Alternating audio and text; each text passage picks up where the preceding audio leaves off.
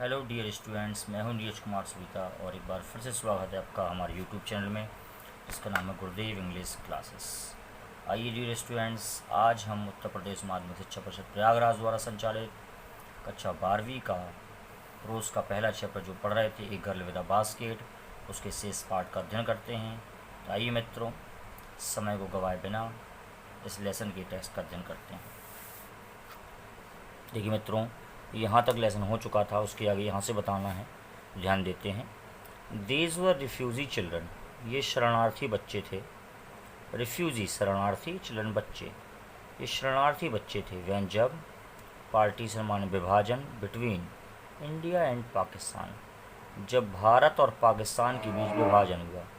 मित्रों, जब दो लोगों के बीच किसी तुलनात्मक स्थिति होती है तब बिटवीन का प्रयोग किया जाता है। जब दो से अधिक लोगों के बीच तुलनात्मक स्थिति होती है तो एमंग का प्रयोग किया जाता है। तो वही वो कह रहे हैं, when partition between India and Pakistan was decreed, जब भारत और पाकिस्तान के बीच बंटवारा तय हुआ, या भारत पाकिस्तान का जो बंटवारा था वो कानूनी रूप से तय हो गया, तो 100,000 पीपल, यानी कि हज़ारों हजार लोगों ने या कई सौ लोगों ने पुल्ड अप देयर रूट्स, अपने मार्गों को परिवर्तित कर दिया, एंड चेंज देयर रेसिडेंस, और अपने निवास स्थान को बदल दिया। रेसिडेंस में होता है निवास स्थान। 9 मिलियन पीपल, लगभग 9 मिलियन लोगों ने लेफ्ट छोड़ दिया पाकिस्तान, लगभग 9 मिलियन लोगों ने पाकिस्तान छोड़ दिया, एंड केम टू इंडिया, और भारत आ गए। ड्राइवन बाय द फियर, वो भगाए गए।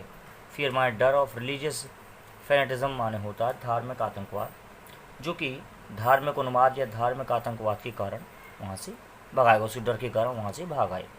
दे वर पुअर, वो गरीब थे। पीपल, लोग, वो गरीब लोग थे। जब वो वहाँ से पाकिस्तान से भागे तो वो गरीब लोग थे। टू स्टार्ट, चलना शुरू किया, जब उन्होंने वहाँ से चलना स्टार्ट किया तो वो गरीब थे। स्टार्ट विद, जब उन्होंने वहाँ से चलना प्रारंभ किया तो वो गरीब थे। देवर पुअर, लेकिन वो और गरीब हो गए। एज दे बिगिन, जब उन्होंने तय किया। देयर लॉन्ग ट्रैक, मैंने अपना लंबा रास्ता, जब उन्होंने अपना लंबा रास्ता तय किया तो वो और ज़्यादा गरीब हो गए। फॉर, क्योंकि ऑल दे कुड कैरी, जो सब कुछ वो अपने साथ ला सकते थे, वाज अ बिट, बिट माने थोड़ा सा, फूड माने भोजन, वो पाकिस्तान से आते समय जो अपने साथ लाए थे वो थोड़ा ही भोजन था। एंड फ्यू बिलोंगिंग्स, थोड़ा सा ही सामान था।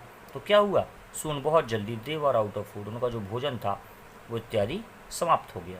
A few days after they started, और फ्यू डेज, कुछ दिनों के बाद, आफ्टर दे, जब उन्होंने चलना प्रारंभ किया तो दे बिगेन टू फॉल, वो गिरने लगे।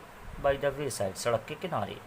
From the weakness of hunger, from weakness of hunger मतलब भूख की कमजोरी से सड़क के किनारे गिरने लगे। And died where they fell, और वहाँ मर जाते थे जहाँ गिर जाते थे। एंड डाइड, मर जाते थे, वेयर, जहाँ पर, दे फेल, वो गिर जाते थे।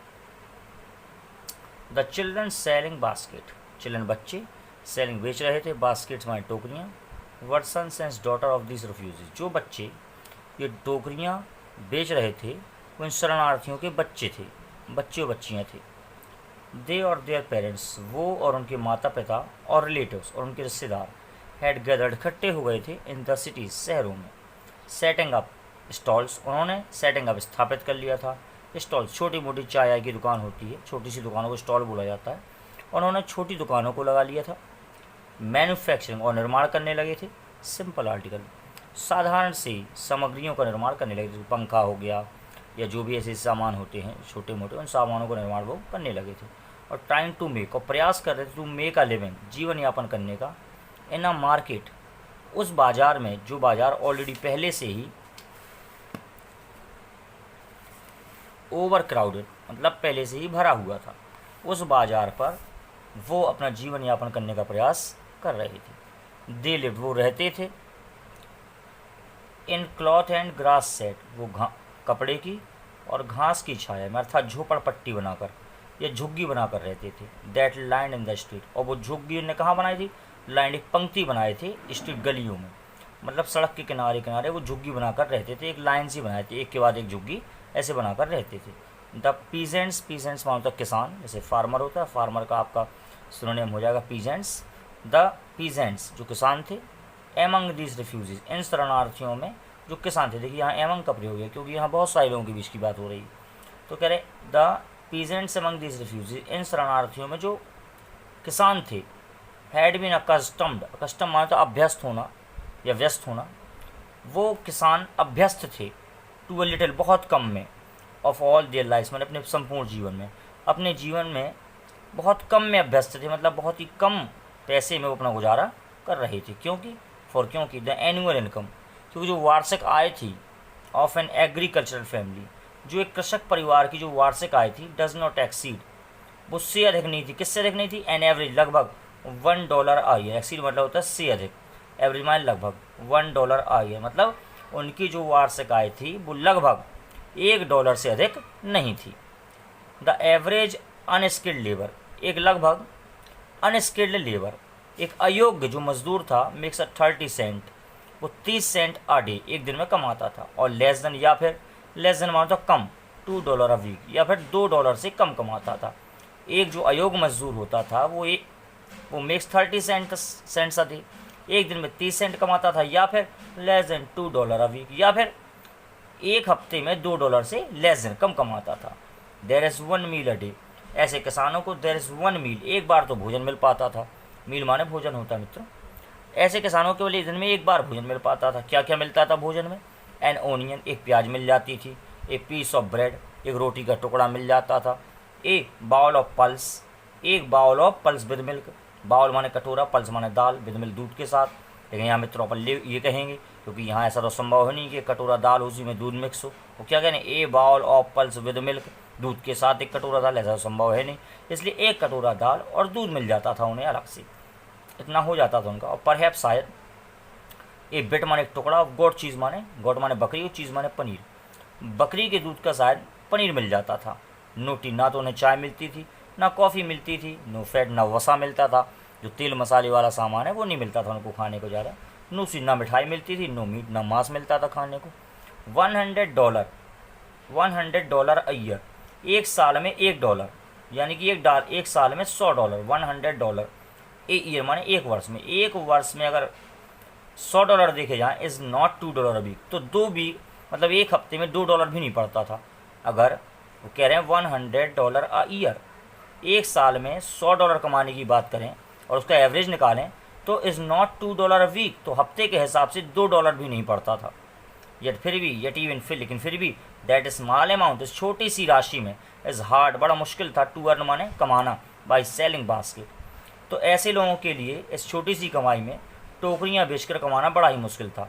लेकिन फिर भी दैट स्मॉल अमाउंट, इस छोटी सी राशि में, हार्ड मुश्किल था, टू अर्न कमाना, बाई सेलिंग बास्केट, टोकरियाँ बेचकर कमाना बड़ा ही मुश्किल था। टू द पीपल, लोगों के लिए, और to people to buy them, और उन लोगों के लिए भी, लोग भी इतने गरीब थे। इनका कहने का तात्पर्य है कि टोकरियाँ बेचकर कमाना उनके लिए तो मुश्किल था ही, लेकिन too poor to buy them, लोगों के लिए भी कठिन था। लोग इतने गरीब थे कि उसको खरीद नहीं सकते थे। दैट नो डाउट, अब लेखक कह रहा है दैट नो डाउट, इसमें कोई संदेह नहीं है, द रीज़न माने कारण में, लेकिन कह रहा है लेकिन इसीलिए इस कारण में कोई संदेह नहीं है कि दीज चिल्ड्रन, ये बच्चे, डिसेंडेड, टूट पड़े, ऑन मी, मेरे ऊपर, लाइक लॉकेट्स, लॉकेट्स मतलब कीट पतंगे या टिड्डी दल। तो इस कारण में कोई संदेह नहीं था कि ये बच्चे मेरे ऊपर एक टिड्डी दल की भांति टूट पड़े। इसका टिड्डियाँ लगातार टूट पड़ती हैं चेहरे पर, उसी प्रकार ये बच्चे भी मेरे ऊपर एक टिड्डी दल की भांति टूट पड़े। आई एन अमेरिकन में, अमेरिकन जो था, वाज डाउटलेस, एक निसंदेह, the most promising market, most promising का मार्केट का मतलब मित्रों कि एक बहुत अच्छा खरीदार। दे हैड सीन, उन्होंने देखा था, मतलब कहने का तात्पर्य कि उन बच्चों में, अमेरिका का एक प्राणी था और उन बच्चों ने मुझ में एक बहुत अच्छा खरीदार देखा था। उन्हें लग रहा था, मेरे कोट पैंट को, मेरे पहनावे को देखकर, मेरे एटीट्यूड को देखकर उन्हें ऐसा लग रहा था कि ये ग्राहक आया है, ये जो सज्जन आए हैं, ये हमारी चीज़ों को खरीद सकते हैं। तो बच्चे उन लेखक पर कीट पतंगों की भांति टूट पड़े। आगे देखते हैं मित्रों। आई बॉट, मैंने खरीदी, 1 टिनी बास्केट, आई बॉट मैंने खरीद ली, 1 टिनी बास्केट, एक छोटी सी बास्केट खरीदी मैंने, फॉर फ्यू आनास, कुछ आना में, मैंने कुछ आना देकर एक छोटी सी टोकरी खरीद ली। और आगे कह रहे हैं अनदर फ्रूट बास्केट, और एक दूसरी फलों के लिए खरीदी, फल वाली टोकरी, फॉर बिट मोर, उससे थोड़ा अधिक, मतलब कुछ आना की मैंने एक छोटी सी टोकरी खरीदी, और अनदर फ्रूट बास्केट, और एक दूसरी फलों की टोकरी, बिट मोर, इससे थोड़ा सा अधिक। A beautiful waste paper basket, और एक सुंदर सी वेस्ट पेपर बास्केट फॉर ₹1, बासी ताव की बनी हुई या रद्दी पेपर की बनी हुई या रद्दी रखने के लिए ₹1 की मैंने एक टोकरी खरीदी। अ लवली स्विंग बास्केट, और एक बुनी हुई टोकरी रखी, फॉर ए रूपी, 1 रुपया में। अ फ्यू फैंस, कुछ पंखे खरीदे, फॉर एन आना, 1 आना में। और 2 पीसेस, मतलब 1 आना मैंने 1 या 2 पीसेस पंखे, जिसको शुद्ध भाषा बिजना बोलते हैं, वो खरीदे। माई आर्म्स, मेरी जो भुजाएँ थीं वर फिल्ड, वो भर गई थीं। एंड आई हैव स्पेंट, और मैंने खर्च भी नहीं किए थे, नॉट 50 सेंट्स, और मैंने 50 सेंट भी खर्च नहीं किए थे। द चिल्ड्रन प्रेस्ड इन, लड़के प्रेस्ड इन, दबाव दे रहे थे। शाउटिंग देयर वेयर्स, शाउटिंग चिल्लाते हुए, देयर वेयर्स माने अपनी सामग्री का नाम, अपनी सामग्री का नाम लेकर अपनी वस्तुओं को चिल्ला रहे, जैसे बेचते हैं ना लोग, उसी प्रकार से फेरी लगा रहे थे अपने, और उस चीज़ को खरीदने के लिए दबाव दे रहे थे। आई वॉज, फिर आई कह रहे हैं मित्रों, आई वॉज अ प्रिजनर, मैं तो कैदी हो गया था। प्रिजनर माने कैदी होता है, बोले मैं तो कैदी के समान हो गया था। कंप्लीटली सराउंडेड, पूरी तरह से घिर गया था। अनेबल टू मूव, घिरने के लिए, अनेबल टू मूव, हिलने के लिए बिल्कुल जगह नहीं थी। तभी क्या हुआ, द मोस्ट डिलीजेंट, एक बहुत ही परिश्रमी, डिलीजेंट माने मित्र होता है परिश्रम करने वाली, मेहनत करने वाली, तभी एक बहुत ही ज़्यादा परिश्रमी। एग्रेसिव माने होता है आक्रामक, मतलब उसके हाव भाव से लग रहा था बहुत तेज तर्राट विक्रेता थी वो, तो एग्रेसिव, तभी एक जो है परिश्रमी आक्रामक। वेंडर विक्रेता, वाज अ ब्यूटीफुल 9, 9 साल की एक छोटी बच्ची, beautiful girl of 9 years old in front of me, 9 साल की एक छोटी सी बच्ची मेरे सामने आ गई। She had a lovely basket, she had a lovely basket, उसके पास एक प्यारी सी टोकरी थी, विद अ हैंडल, जिसमें हैंडल लगा हुआ था। सी वांटेड, वह चाहती थी, अ रुपी, 1 रुपया, एंड ए हाफ, या फिर आधा, फॉर इट, इसके बदली। वो इस टोकरी को 1 रुपया या आधा में या अठन्नी में इसको बेचना चाहती, और अथवा अबाउट 30 सेंट्स या फिर 30 सेंट में बेचना चाहती थी। She was earnest pleader, earnest pleader का मित्रों जो मतलब होता है वो होता है किसी की भी, जैसे कहते हैं दया का भाव उत्पन्न करने वाली या जोरदार विनती करने वाली। जो लड़की थी वो she was earnest pleader, earnest pleader मतलब विनती करने वाली, जोरदार विनती करने वाली लड़की थी, मतलब बहुत ही ज़बरदस्त तरीके से विनती करती थी वो। There were tears in her eyes, उसकी आंखों में आंसू थे। She pleaded and back tones, she pleaded, वो निवेदन कर रही थी, बैक टोन्स जैसे भीख मांगते हैं, उसी भीख मांगने के तरीके से वो निवेदन कर रही थी। दैट वुड व्रिंग, जिससे पिघल जाए, एनी हर्ट माने किसी का भी दिल। लेकिन कह रहा है कि वो ऐसे भीख मांगने के तरीके से ऐसे गिड़गड़ा रही थी कि उसके गिड़गड़ाने के तरीके को देखकर किसी भी, मैं तो एक आम नागरिक था, लेकिन कोई भी अगर पत्थर दिल इंसान होता, कितना भी क्रूर क्यों ना होता, तो उसका भी दिल उसकी इस प्रकार की कंडीशन को देखकर भर आता। तो मेरी गिनती ही क्या थी। आगे लिखा है मित्रों, माई आर्म्स वर फुल, मेरी जो भुजाएं थीं वो भर गई थीं। आई हैड नो रूम, मेरे पास खाली स्थान नहीं था। लेट अलोन नीड, और ना ही मुझे किसी की आवश्यकता थी। फॉर अनदर बास्केट, मतलब मेरे पास खाली स्थान नहीं था और ना ही मुझे किसी दूसरी टोकरी की ज़रूरत थी। बैलेंसिंग माई बास्केट, बैलेंसिंग संभालते हुए माई बास्केट अपनी टोकरियों को, एंड फैंस पंखों को, ऑन माई लेफ्ट आर्म, मैं अपनी बाईं भुजा से अपनी टोकरियों को, अपने पंखों को संभाला। और रीच्ड, मैं पहुंच गया, into my right coat pocket, मतलब मैंने अपनी कोट की दाईं जेब में हाथ डाले। यहाँ रीच का मतलब पहुंचना होता है मित्रों, लेकिन यही भाव आएगा कि आई रीच्ड, मैंने हाथ डाला, into my right coat pocket, मैंने अपनी कोट की दाईं जेब में हाथ डाला। एंड गॉट, और निकाले, हैंडफुल ऑफ चेंजेस, और कुछ मैं चिल्लर पैसे या मैंने कुछ खुले पैसे निकाल लिए। पर शायद 15 सेंट्स ऑल, वो लगभग 15 सेंट के लगभग होंगे। लेखक का ऐसा अनुमान है कि 15 सेंट होंगे लगभग। विच आई डिपोजिट, जो कि मैंने डाल दिए, इन द बास्केट, टोकरी में। दैट यंगर, उस युवा लड़की के, जो हेल्थ इम्प्रूविंगली, जो विनम्रतापूर्वक मेरे सामने खड़ी हुई थी, ये गड़गड़ाते हुए, इम्प्रूविंग विनम्रतापूर्वक या गड़गड़ाते हुए, जो लड़की मेरे सामने विनम्रतापूर्वक ये गड़गड़ाते हुए खड़ी थी, उसकी टोकरी में मैंने वो चिल्लर पैसे डाल दिए। आई ट्राइड, मैंने प्रयास किया, टू एक्सप्लेन, समझाने का, दैट की आई कुड नॉट बाई, मैं नहीं खरीद सकता, द बास्केट, टोकरी, बेटी मैं वो टोकरी नहीं खरीद सकता, बट लेकिन एक्सटेंडेड, प्रदान कर सकता हूँ। The gratuity as a substitute का मतलब होता है, ग्रेच्युटी एज अ सब्स्टिट्यूट का मतलब होता है उपहार के रूप में दी गई राशि। लेकिन उसने समझाने के ढंग से कहा, लेखक ने बताया लड़की को कि बेटा मैं तुम्हारी टोकरी नहीं ले सकता, लेकिन मैं तुम्हें एक उपहार की राशि के रूप में कुछ दे सकता हूँ। तो लेखक ने बताया उसको, और उसकी टोकरी में कुछ खुले पैसे डाल दिए और कहा, I could not buy the basket, मैं तुम्हारी टोकरी नहीं ले सकता, but extended the gratuity as a substitute, लेकिन मैं तुम्हें उपहार के रूप में कुछ प्रदान कर सकता हूँ। आई रियलाइज्ड, जब मुझे महसूस हुआ, एट वंस, अचानक, तभी अचानक मुझे महसूस हुआ, वाट ऑफेंस, ऑफेंस मतलब अपराध या पाप, मैंने कैसा अपराध कर दिया। आई हैड गिवन, दे दिया या कर दिया, तभी मुझे एहसास हुआ कि मैंने कितना बड़ा पाप कर दिया, मैं तो बहुत बड़ा पाप कर दिया, ऐसा लेखक को एहसास हुआ। फिर आगे मित्रों कह रहे हैं, दिस चाइल्ड ऑफ 9, ये 9 साल की बेटी, जो ड्रेस्ड कपड़े पहने थी, रैक्स मतलब चिथड़े, जो फटे चिथड़े कपड़े पहने थी, ऑन द एज जो कगार पर थी, ऑफ स्टारवेशन माने भुखमरी के, एज माने किनारा होता है वैसे, लेकिन यहाँ कहने का तात्पर्य है जो भुखमरी की कगार पर थी, मतलब आज मरी के कल, ऐसी स्थिति थी उस लड़की की। उस लड़की ने क्या किया, रेज्ड उठाया हर चिन अपना चेहरा, और रेज्ड इनटू बास्केट, और अपना हाथ, देखिए यहाँ भी लिखा रेज्ड इनटू बास्केट, वो अपनी टोकरी में पहुँच गई, अर्थात उसने अपना हाथ अपनी टोकरी में डाला।